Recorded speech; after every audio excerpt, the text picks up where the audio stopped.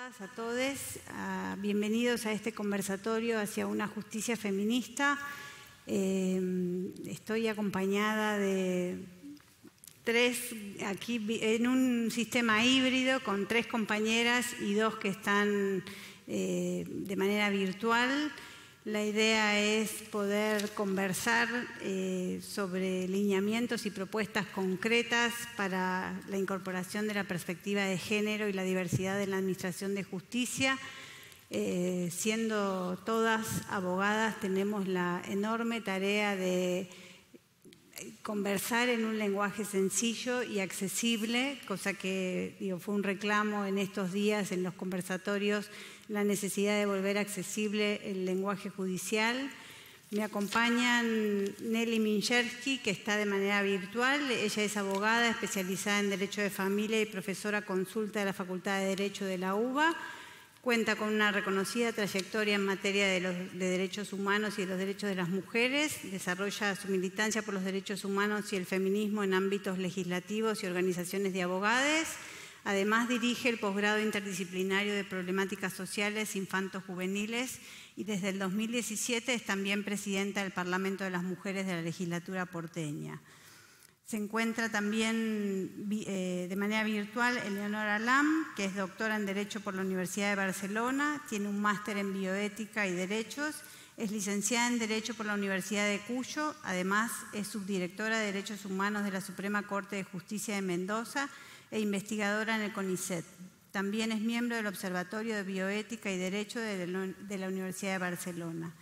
Y se encuentran conmigo en el orden en que están aquí sentadas Ileana Arduino, que ella es abogada de la UBA, especializada en Derecho Penal, coordinadora del Grupo de Trabajo, Feminismos y Justicia Penal del INESIP.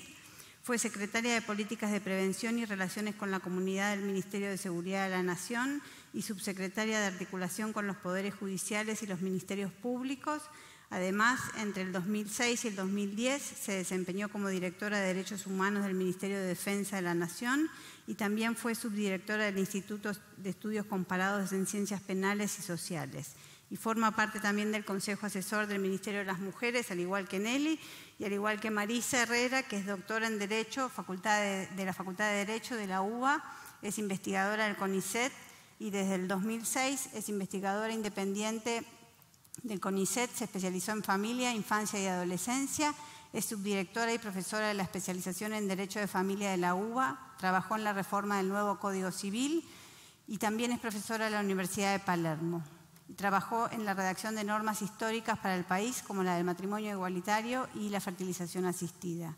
Y por último, Cristina Montserrat Hendrickse, es abogada de la UBA, especializada en Derecho Ambiental, militante trans, trabajó en Neuquén, donde representó a la comunidad mapuche, Mellao Morales, que se oponía a la instalación de una mina de cobre en Campaña Maluida, cerca de Loncocué, y ahora está radicada en Buenos Aires, donde ejerce la docencia. Bienvenidas a todas, es un gusto para mí presentarlas y comenzar en este diálogo, porque la idea es que dialoguemos e intercambiemos ideas sobre la justicia feminista, que en realidad es como un título muy profundo, sobre todo en un contexto en el que en los últimos días hemos escuchado la importancia de trabajar en la reforma judicial feminista, en la necesidad de que se cumplan las leyes, en corregir algunas prácticas. Y en ese sentido, preguntarle quizás a Marisa, que es quien en el último tiempo estuvo también ligada en lo que es el proceso de reforma, ¿cuáles son esas necesidades de los movimientos feministas y transfeministas que se le pide a la justicia? Bueno, en primer lugar, muchas gracias por la invitación y por generar estos espacios. Muchas gracias a las chicas que también están allá. Y en esto de nosotras movemos el mundo, ¿nosotras movemos el mundo? Y me parece que la pregunta es no. Y en el ámbito judicial donde más vemos es que no movemos el mundo. Y cuando uno analiza en sentido profundo aquellas reformas, me parece que hay que empezar a poner en su lugar algunos conceptos que se dicen un poco equivocadamente. Una cosa es justicia patriarcal y otra cosa es justicia feminista. Son 2 temas distintos. Parecen lo mismo, pero no lo son. Después algo, si quieren, podemos empezar a debatir, ¿no? La idea de patriarcado, la idea de ser feminista como 2 cuestiones distintas. Después el tema de hacia una justicia feminista que se confunde con una reforma del Poder Judicial feminista, que son también dos cosas distintas. Porque cuando uno habla de justicia feminista va mucho más allá del Poder Judicial, no es solo el Poder Judicial. Son las universidades donde también se forman abogadas feministas, también tiene que ver con los colegios de abogados, también tiene que ver con las sesiones de, digamos, de jueces y juezas. Bueno, AMJA, por ejemplo, como un ejemplo paradigmático de que se dice que defienden los derechos de, pero sin embargo a la hora de analizar y profundizar sobre reformas en sentido profundo, en clave de género, hay mucho debate que todavía está silenciado. Entonces digo, me parece que esta propuesta que se trae acá de repensar, sí hay algunas ideas, hay algunas certezas. ¿Y las certezas cuáles? En términos de reforma judicial, este Poder Judicial no funciona. Y eso está claro. Ahora, la pregunta es, ¿qué cambiar? ¿Cómo cambiar? ¿Hacia dónde cambiar? Y en ese punto, cualquier tipo de transformación debe ser en clave feminista, no el tema patriarcal, sino feminista, que es mucho más profundo. Y esto implica pasar de una idea de perspectiva de género como si fuera una mirada, a pasar a la idea de una conciencia feminista, que es algo más profundo todavía aún.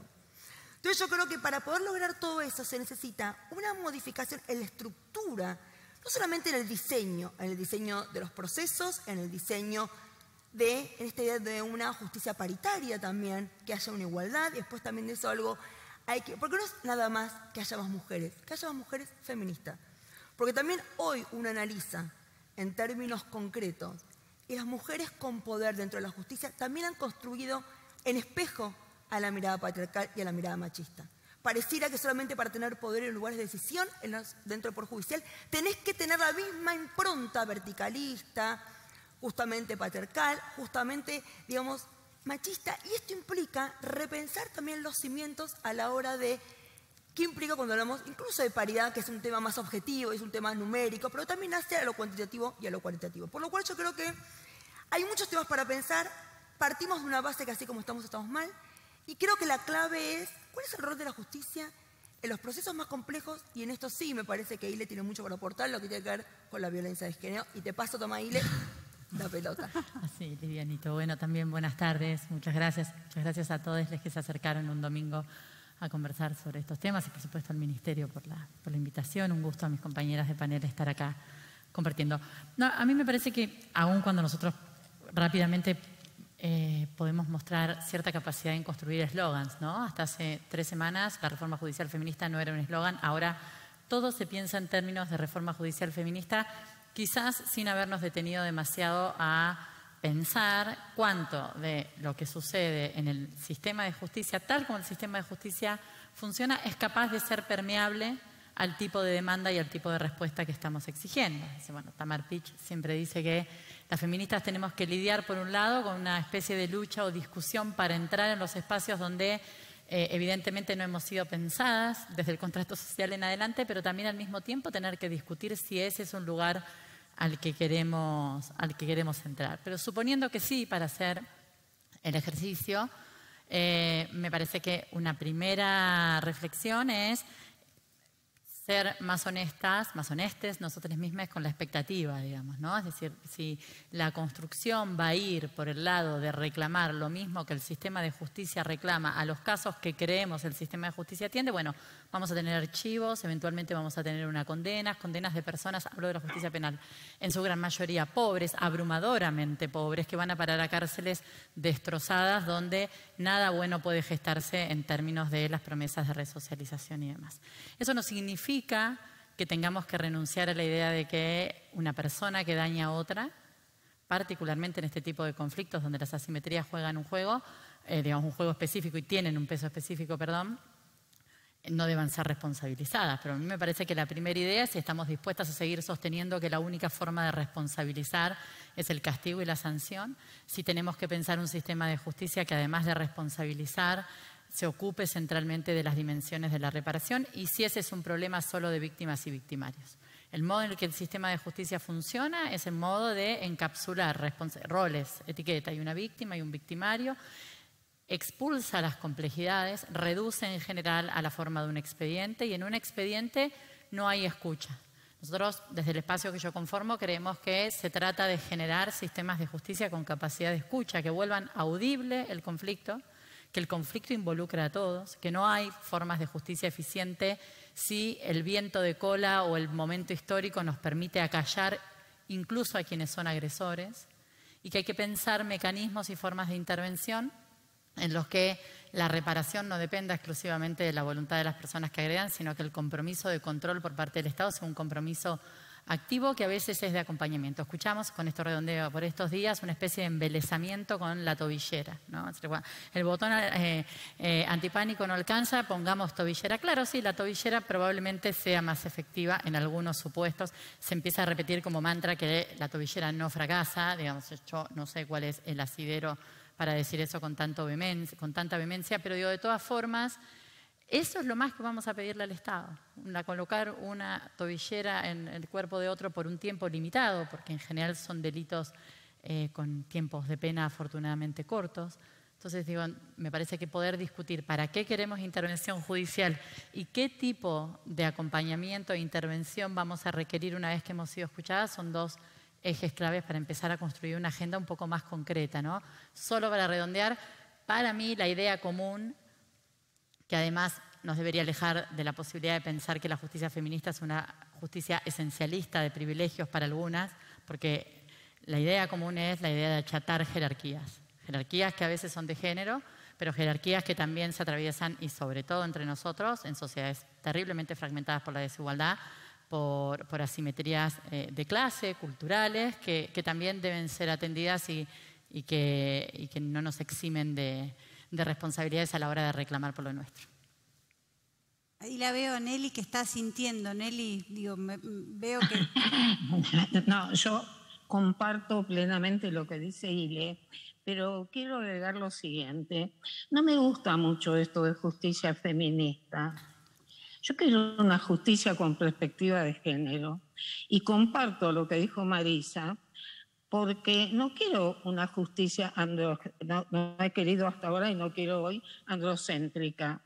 Entonces quiero una justicia para todas y todes, y nosotras dedicarnos especialmente a la justicia y a la perspectiva de género, en este caso de los derechos humanos de las mujeres.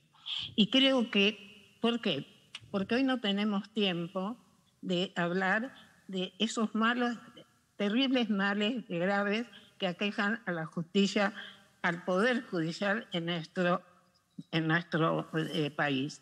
Porque, como bien dijo Marisa, esto no tiene que ver nada más con tribunales. Es tribunales fundamentalmente porque es el brazo ejecutor. Pero tiene que ver con las facultades, tiene que ver con la doctrina feminista en derecho, que ha sido un paso importante en nuestro país, para lograr que un cuerpo jurídico que de todas maneras, que lo tenemos, y eso quiero señalar, no todo necesita ser modificado. Por eso a veces, más que de reforma, yo diría de usar todos los insumos que tenemos ya. Yo tengo que explotar lo que tengo. Y por eso, más que de capacitación, creo que hay que hablar de concientización. No basta referirnos a la CEDAW. Tenemos que conocer, y todos los operadores jurídicos, legislativos, operadores también del campo administrativo, que tienen que ver con los derechos de las mujeres, tienen que conocer todo lo que se produce y los derechos que ya están y que son obligaciones para el Estado argentino. Entonces, primero que todo, creo que recordando a Alda Facio, y por eso estamos en un camino tan difícil, porque tenemos que construir nuevos paradigmas. Es un paradigma nuevo, el paradigma jurídico en todos sus aspectos, que tienen que ver con la ley, la justicia, lo justiciable, ha sido construido con un paradigma en el cual las mujeres no existíamos. Y no voy a abundar sobre esto. Entonces, fundamentalmente luchar por un paradigma, y ese paradigma nuevo se está construyendo acá, pero tiene que ver no solo con políticas públicas, tiene que ver con cambios sociales, tiene que ver con articular, y en especial, y con esto termino, porque supongo no quiero tomar tanto tiempo, cuando me hablan de cosas concretas, y tomo de Ile, porque comparto completamente, el tema de la mujer no puede dejar librada, no podemos las operadoras jurídicas decirle a una mujer que denuncie y después que quede librada su suerte. Entonces es lo que ya cuando salieron los tribunales de familia se escribe mucho sobre el juicio, la necesidad del juez de familia de ser un acompañante. Acá necesitamos juez acompañante, abogados letrados que patrocinen acompañando y aparte cuerpos interdisciplinarios. Por eso aprovecho esto para hacer un gran reclamo, que no logramos que se nos escuche. La ley 27710 tiene que ser operativa. El Ministerio de Justicia no puede quedarse con 25 designaciones de un concurso mal llevado que ha dejado a las mujeres sin patrocinio letrado, así como necesita también un cuerpo interdisciplinario y tiene sociedad, necesita que la sociedad civil lo acompañe. Después seguiremos charlando, pero sé que tenemos poco tiempo. No, quizás preguntarle a Eleonora, que es está en un ámbito judicial y sobre todo en vísperas del 8M, donde uno de los reclamos justamente tiene que ver con que jueces, juezas, fiscales hagan lo necesario para impedir los femicidios. ¿Cuál es su perspectiva como lo que es la justicia, sobre todo provincial, ¿no? Porque también en ese sentido este tipo de delitos tienen la particularidad de ser locales en cada una de las jurisdicciones? Bueno, primero que nada, muchas gracias por la invitación, muchas gracias al Ministerio. Para mí es un placer compartir este panel, aunque sea como una cabeza de Stephen Hawking acá en el escenario, que es medio raro, pero bueno, me hubiera gustado estar ahí, darles un abrazo en persona. Las escuchaba atentamente a mis compañeras hablar y la verdad, yo primero quería como destacar un aspecto que es ahora estamos hablando intensamente de la necesidad de que la justicia se transforme y que la justicia se ayorne a los tiempos en los que vivimos, porque la verdad es que la justicia tiene una deuda muy grande con la sociedad y es que necesita responder acorde a los compromisos internacionalmente asumidos a lo que la sociedad demanda hoy en materia de género. Y esto, la verdad que es... Si hay un poder que no se ha ayornado a los tiempos en los que estamos, es precisamente el que más lento va, es el Poder Judicial. Y entiendo que es porque responde a lógicas distintas. El Poder Judicial no responde a las mismas lógicas que el Ejecutivo del Judicial.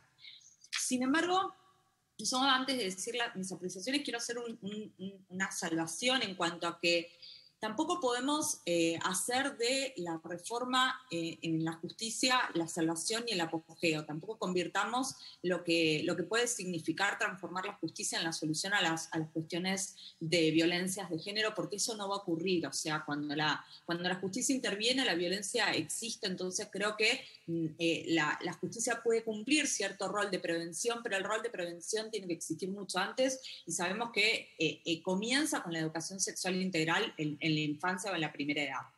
Entonces, esto, ¿no? O sea, la justicia necesariamente tiene que ayornarse, necesariamente tiene que transformarse, efectivamente no está dando una respuesta y muchas de las respuestas que están dando, y esto un poco en hilo a lo que me preguntabas, creo que muchas veces es una respuesta automática, es una respuesta muy poco consciente, es una respuesta muy poco comprometida, digamos, que creo que eso es lo que le está faltando mucho a la justicia en este tema, compromiso serio y dedicación.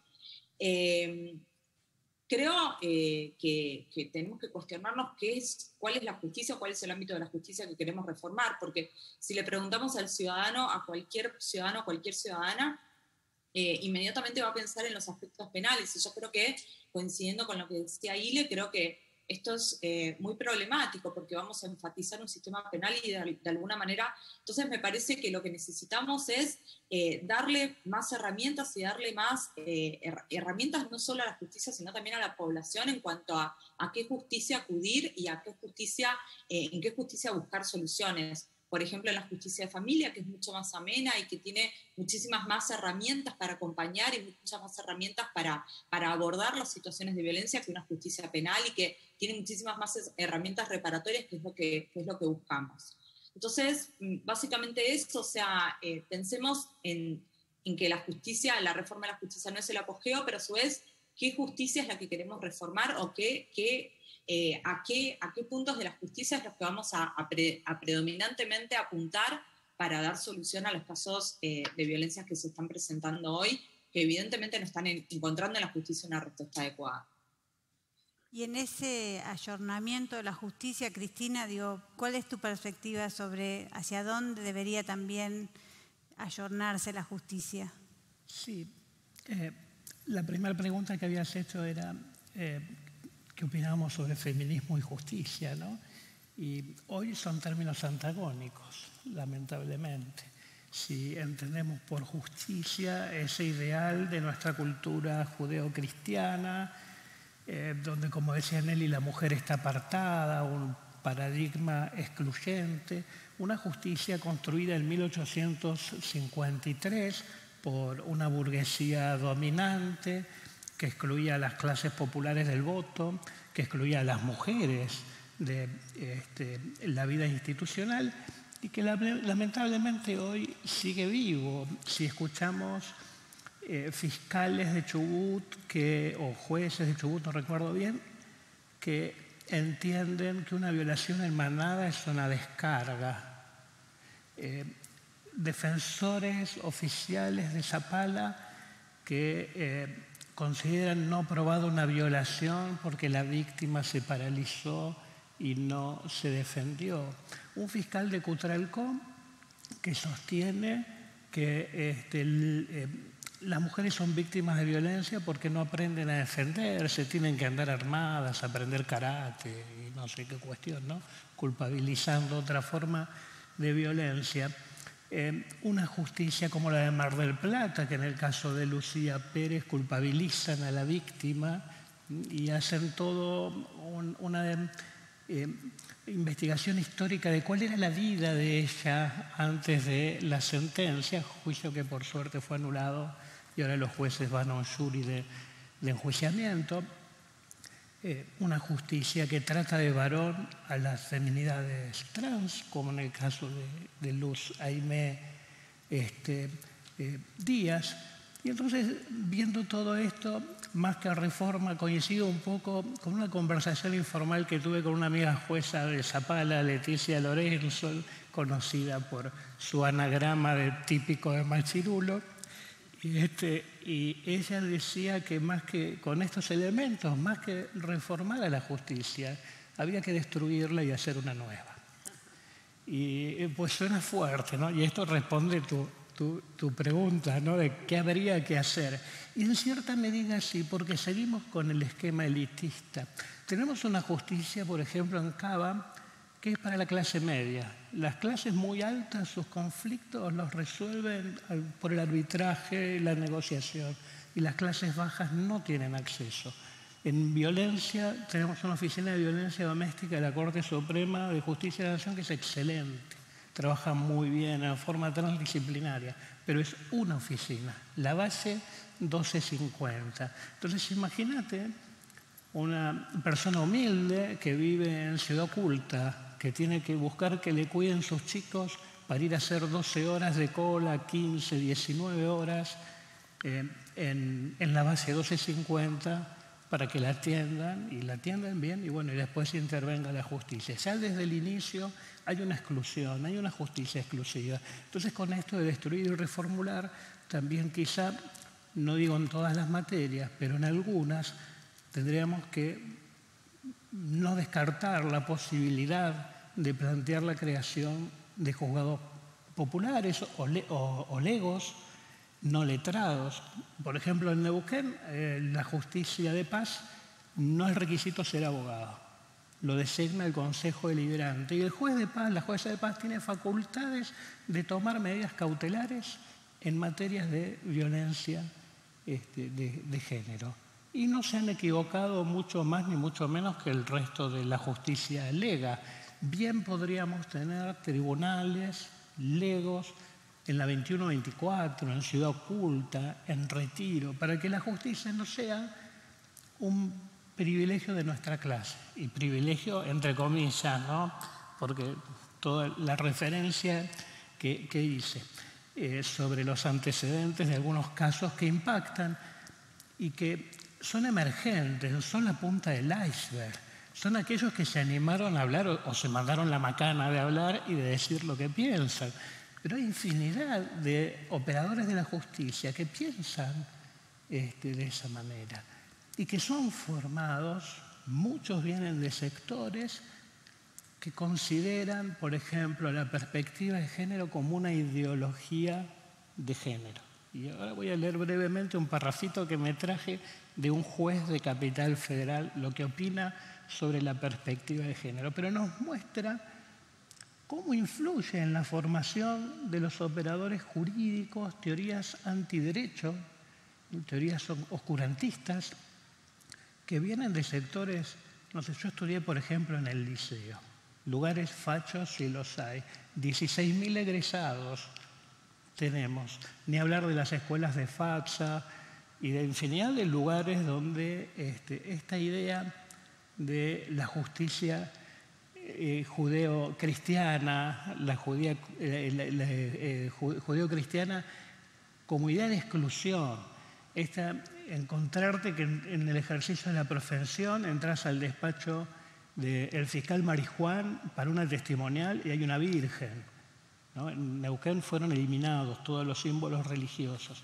Y entonces, me parece muy interesante un parrafito muy breve del juez Anzoátegui, que parece que lo hubiera dictado en la época de la Inquisición, pero no, lo dictó en el 2019. Y nos dice el juez Anzoátegui que la definición de violencia de género se encuentra en libros o manuales de profesores e intelectuales que son promotores, casi habría que llamarlos devotos, de la autodenominada perspectiva de género. Pero está diciendo un juez de la Nación, del Poder Judicial de la Nación, del Tribunal Oral Criminal número 8. Devotos de la autodenominada perspectiva de género, que no es otra cosa. ¿Qué es para esta gente la perspectiva de género, ¿no? Y acá lo dice, que no es otra cosa que una ideología. Respecto a quienes siguen esta corriente de pensamiento, ¿no? Nelly nos hablaba de el marco de convencionalidad en materia de género. Bueno, no es un marco de convencionalidad. Para los jueces es una corriente de pensamiento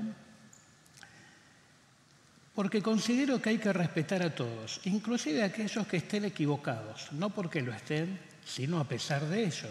Pero entiendo que al introducir legalmente esta clase de agravantes, el Estado está bajando línea. Esto es, está procurando que los ciudadanos pensemos que el Estado quiere que lo hagamos. Puntualmente pretende que nos convirtamos a la ideología de género y yo no tengo ningún interés en convertirme a ninguna ideología, menos a una que es tributaria del comunismo, otra ideología equivocada, vetusta y fracasada. Y sigue, pero no las quiero aburrir ni seguir escandalizándose.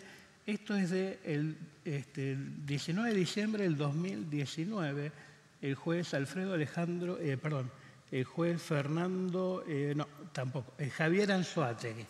El juez Javier Anzoátegui también fue recusado en el caso de Luza y Medías porque trataba... Hay denuncias, tienen denuncias. Y bueno, denunciado porque Luza y Medías la llamó un travesti o algo así, un hombre con tendencias homosexuales. Entonces esto aflora, él es el que lo dice, pero quienes ejercemos la profesión lo percibimos diariamente, lo vemos permanentemente. Una fiscal que ordena identificar a un travestido que se hace llamar Luciano, por citar un caso. Cosas que naturaliza la justicia y que está evidenciando que hay una lucha de paradigmas, como decía Nelly, y que hay una ideología que es la misma que sostuvo el fascismo argentino en 1930 de un poder judicial que justificó los golpes de Estado. Uno de esos jueces se llamaba Larreta, no sé si pariente de nuestro amigo que gobierna en esta ciudad. Pero nos está mostrando una puja entre el derecho, un derecho del siglo XX y de entrado del siglo XXI frente a ideas oscurantistas, ya no del liberalismo, ojalá fueran liberales, del oscurantismo, de la Edad Media. Entonces, bueno, ¿qué habría que hacer con la justicia? Y después de todo esto, yo tengo que adherir a la idea de mi querida amiga Leti, de que hay que destruir, no en lo físico, pero sí destruir estos esquemas de pensamiento que están anquilosados dentro de un poder judicial conservador, elitista y que atrasa. Sí, yo un poco retomando lo que planteaba Ile también. Nelly. No, perdón. ¿Puedo decir una palabra en relación a lo que acaba de decir la colega? Estos dos jueces denunciaron a los médicos y a las personas involucradas en un caso de ILE, o sea, de interrupción legal del embarazo, con un lenguaje que es más o menos del de la casa de brujas.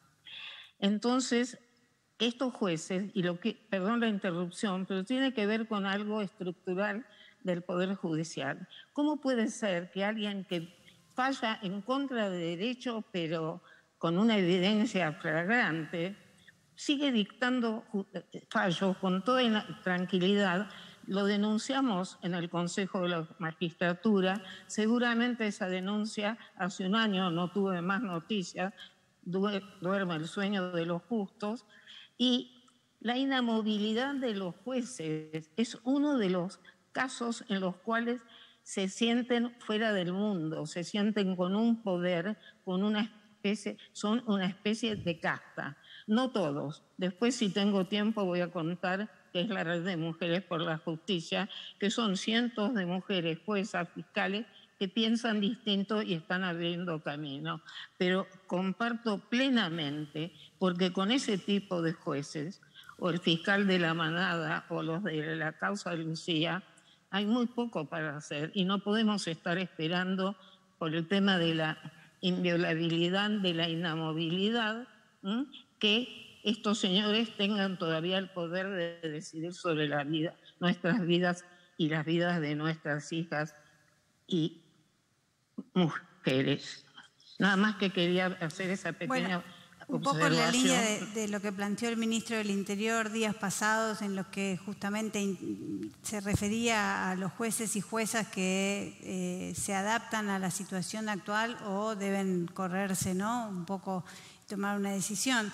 Pero a mí me interesaba retomar un poco lo que planteaba Ile en relación con las dos figuras, víctima-victimario, y esta cosa más dicotómica, y lo que planteaba Eleonora en términos de pensar en la reforma y recién lo decía Cristina sobre juzgados de legos. Digo, ¿puede haber una justicia no punitivista? Digo, ¿hacia dónde tenemos que promover las reformas en ese sentido? Sí, a mí me parece, también hay que, yo no lo dije al principio, pero sí enmarcar estas reflexiones en que la mayoría de los casos que generan hartazgo o que de repente tienen desenlaces fatales son casos sencillos que debieron haber tenido una intervención que no tuvieron y que, por supuesto, muchas de las reflexiones para pensar modelos alternativos tienen que ver con formas no esencialmente gravísimas como podría ser el femicidio. Distinguir el tipo de conflicto sobre el que discutimos qué modelo de justicia es una cosa que no solemos hacer. Entonces, todo nos parece poco porque tenemos en el imaginario las formas más graves de delito y pensamos para todo tipo de conflictos la misma herramienta. Entonces, algunas de las cosas que voy a decir, las voy a decir pensando o pidiendo que por favor tengamos ese matiz para pensar. Yo escuchaba lo que decía la cita de Cristina sobre Leti y Lorenzo acerca de hay que implosionar todo y más bien tengo una idea bastante de acuerdo con eso, en el sentido de el modelo de la sanción no es un modelo de justicia y nosotros no discutimos eso. Discutimos que hay justicia en la sanción, en el modelo punitivo y no logramos identificar que en definitiva lo que al Estado le interesa cuando persigue a una persona es que se ha violado la ley, se ha violado una norma.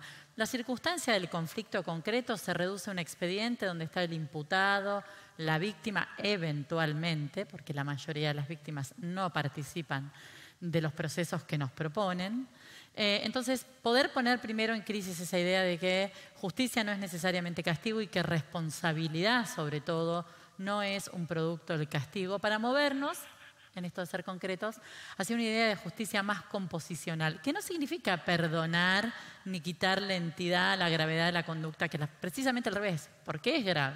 y porque no se trata de un problema moral, sino de restablecer equilibrios de justicia, de absorber el daño que alguien ha producido, que se lo ha producido una persona, pero nos involucra como comunidad, modelos de justicia que puedan prescindir del carácter profesional estrictamente de los jueces, que puedan pensarse como modelos más dialógicos, más de tipo asambleario, no en un sentido multitudinario, pero sí la idea de que no puedo trabajar un X conflicto, por ejemplo, en una unidad doméstica, si no considero qué roles para contener, para controlar y para acompañar también a los agresores. Porque si seguimos pensando la relación con los agresores solo como control y neutralización, desentendiéndonos de la complejidad del conflicto, tampoco vamos a tener resultados. Esto no significa ser empático en un sentido de avalar sus actos, sino precisamente para poder evitar nuevos daños. Digo, probablemente no es algo que quede sujeto a las posibilidades de víctima de sostener las medidas o de victimario de cumplirlas. Digo, la idea de, nosotros trabajamos mucho con una idea que no tenemos, lo digo en plural, pero para no adjudicarme un mérito que seguro no es mío porque forma parte del pensamiento colectivo, pero todo lo que esté mal de esto sí me corresponde, para no pegar al resto en la parte equivocada de la reflexión. Pero hablamos a veces de la idea de cauciones comunitarias, ¿no? Esta idea de pensar esquemas en los que cuando uno tiene un cierto conflicto, bueno, el acompañamiento, las funciones de garantía que los compañeros de trabajo, el resto de la familia, en fin, abrir el universo de intervenciones posibles para que ese responsable responda en los términos que puede responder, pero para que también la gestión tenga que ver con, por ejemplo, voy a decir una pavada, con esto redondeo ahí. No, te quería preguntar algo. Digo, ¿hasta qué punto todo eso que vos decís como sistema se puede armar cuando uno tiene un poder judicial con esos privilegios, con esa estructura, con eso que se dijo la semana pasada muy bien en una síntesis en una audiencia, ¿no? En un proceso político en algún punto, porque es un proceso político, en esto de despabilense porque la verdad que esto que está, este poder judicial como está, no está. ¿Podemos ir a todo esto si no rompemos desde el otro lugar?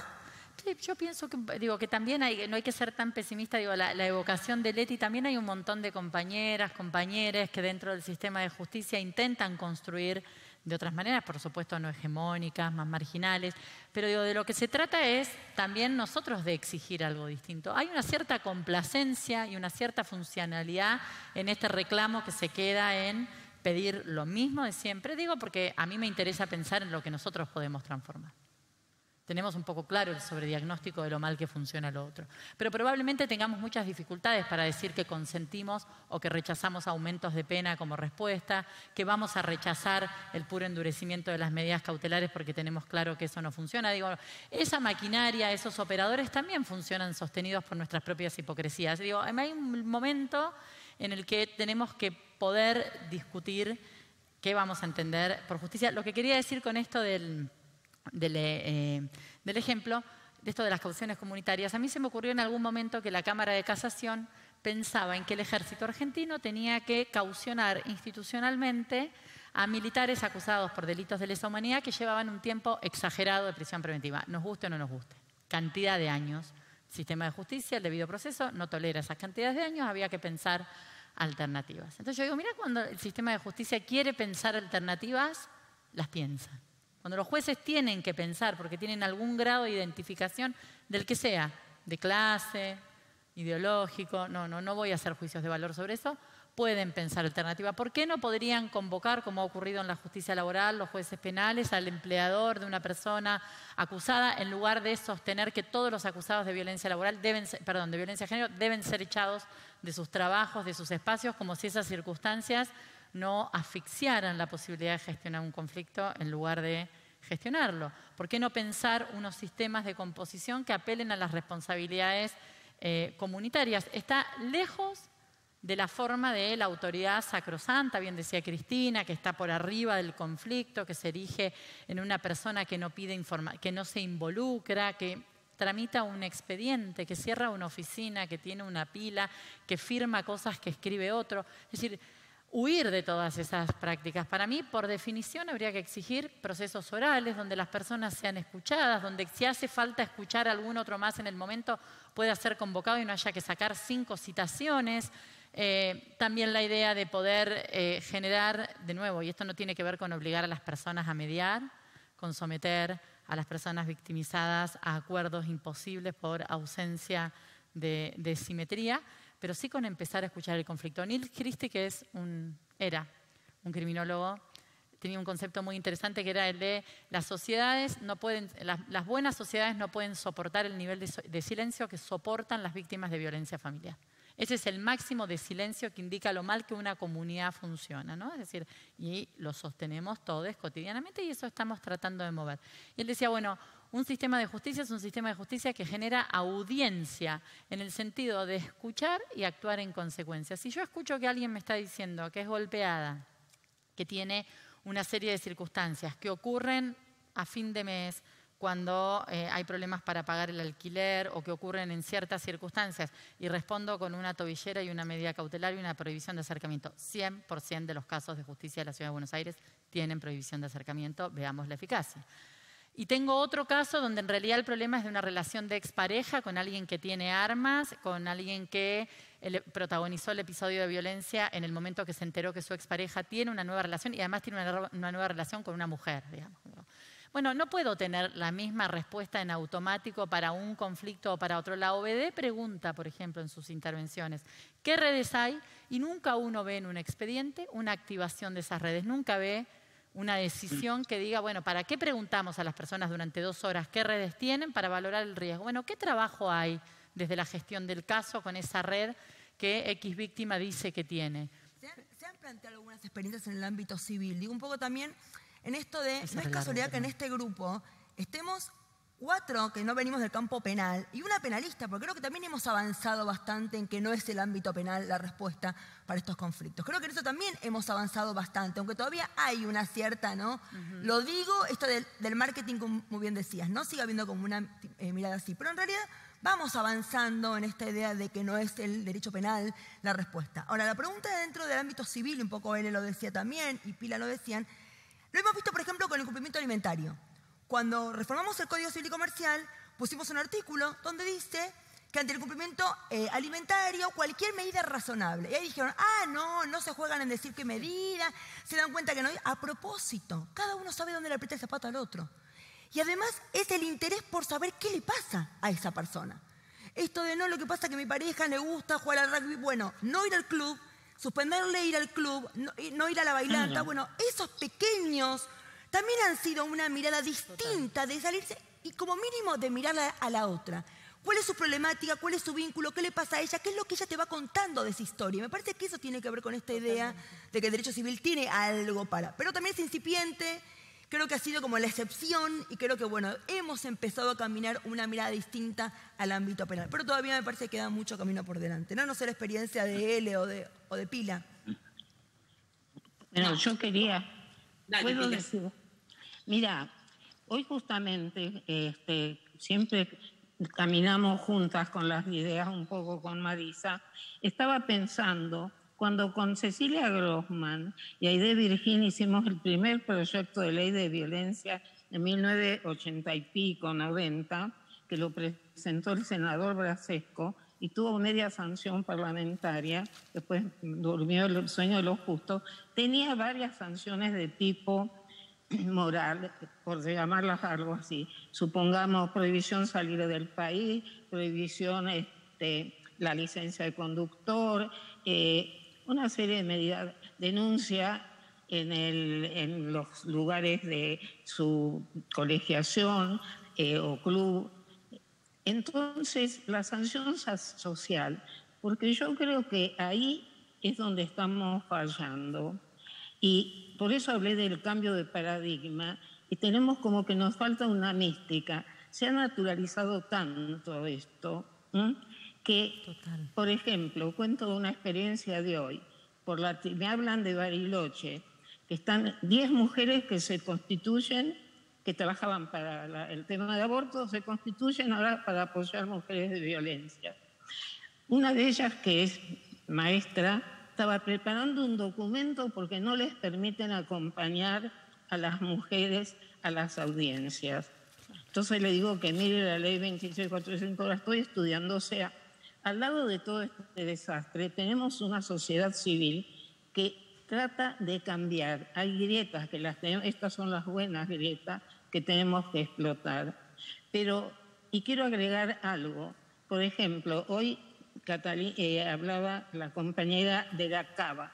Cava tiene otro lugar ahora, desde hace unos 2 años, donde en La Boca, o sea, todos extremos en los cuales las mujeres tienen mucha dificultad para acercarse. Estuve analizando cómo funcionan los CIM, que son los centros de violencia para la capital, en la capital.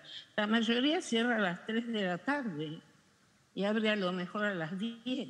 La dirección de la mujer de Cava no existe, está destruida prácticamente, dicho por las propias integrantes. Entonces, estamos como caminando en paralelo con muchos jueces. Yo traje hoy unos fallos novedosos, uno de Catamarca, otro de La Rioja, que tienen perspectiva de género, pero es como que todavía la naturalización de la violencia, las mujeres mismas todavía hoy, no te metas, me pega pero no tanto, no me pega delante de los chicos, es un problema global, lo que no quita que tenemos que tomar todas estas medidas inmediatas, pero tenemos que trabajar realmente a todo nivel, colegios de abogados, vigilancia, policía, está todo dicho, está todo ordenado, inclusive en el decreto que el otro día firmó el presidente aceptando el acuerdo al que le llegó el Ministerio de Defensa con la CEDAW, con el comité, en el caso Díaz. Sabemos todo lo que hay que hacer. Ahora, ¿cómo lo hacemos? ¿Cómo cambiamos? ¿Cómo hacemos con lo que ya tenemos también? Que también lo ha dicho muchas veces Ile. Usemos los insumos que hay. ¿Cómo salimos de estos jueces y renovamos con juezas y jueces que tengan una mirada humana?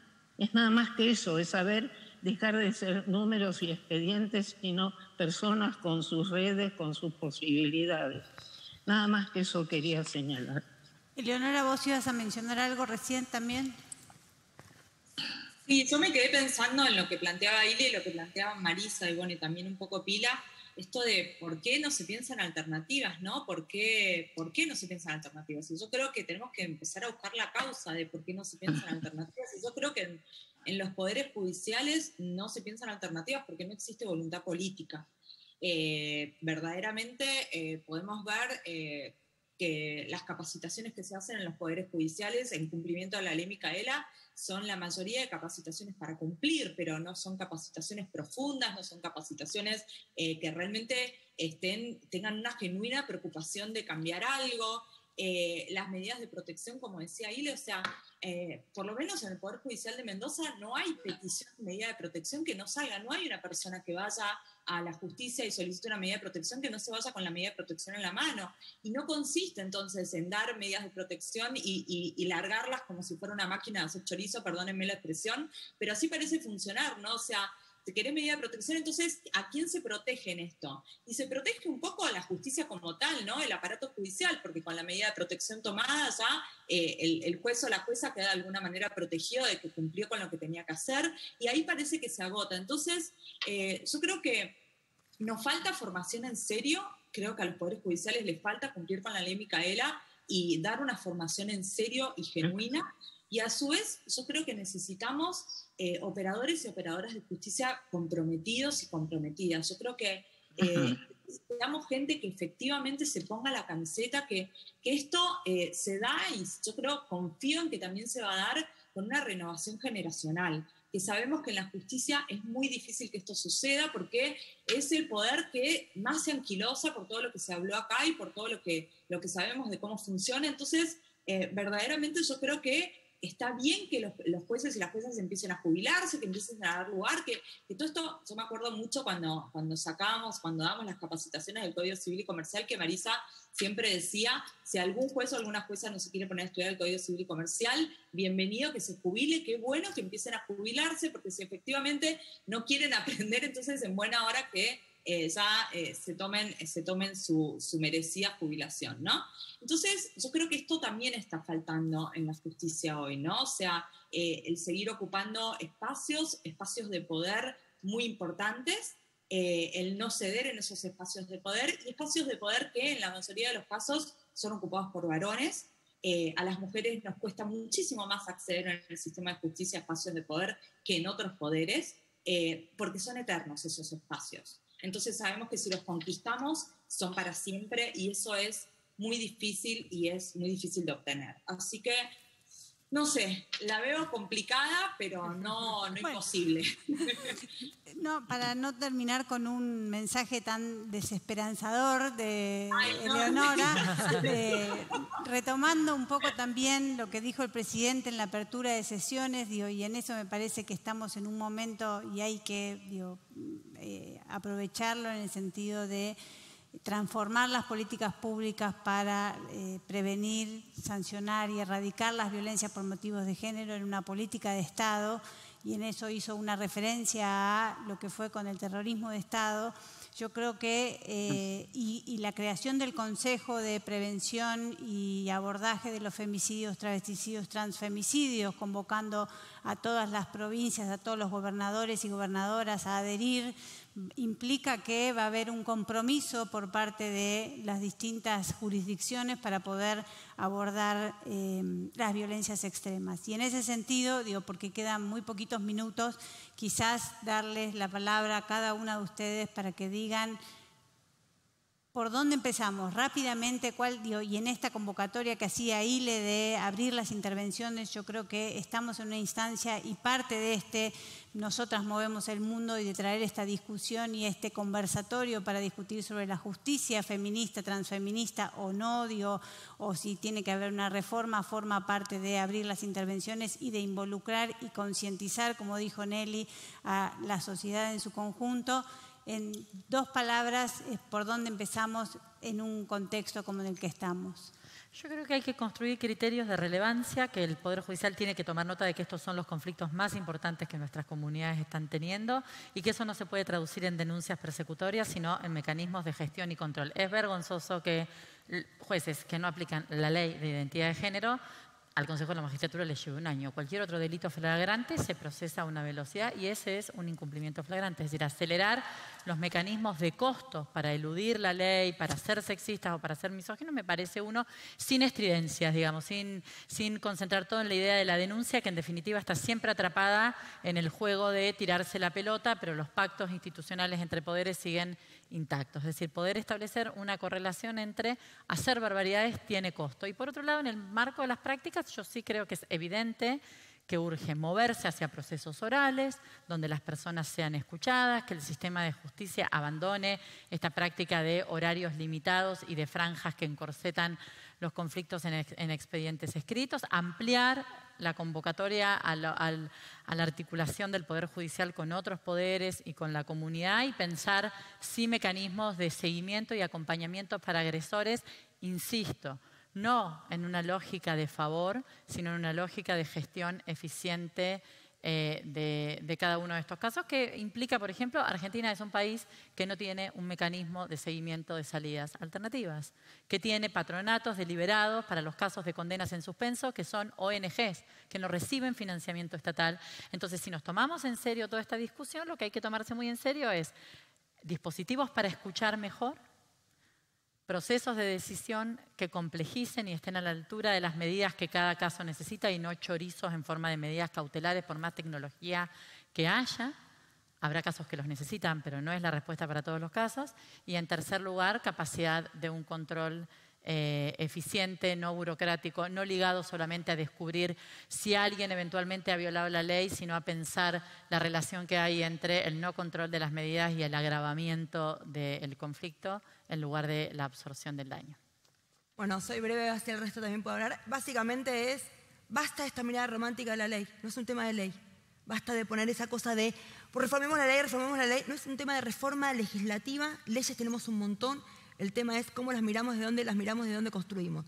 Sí es de diseño institucional y de diseño, sí, de una reforma y un poco también lo que decía Ele, de un recambio generacional de mirada también en clave feminista. Y por último, algo muy básico, si vos me decís algo ya para hacer ya, que la Corte Suprema se pueda también capacitar en la ley Micaela, que tiene esa cuenta pendiente. Digo, ¿no? Quedan 2 minutos, así que Voy rápido. Breve.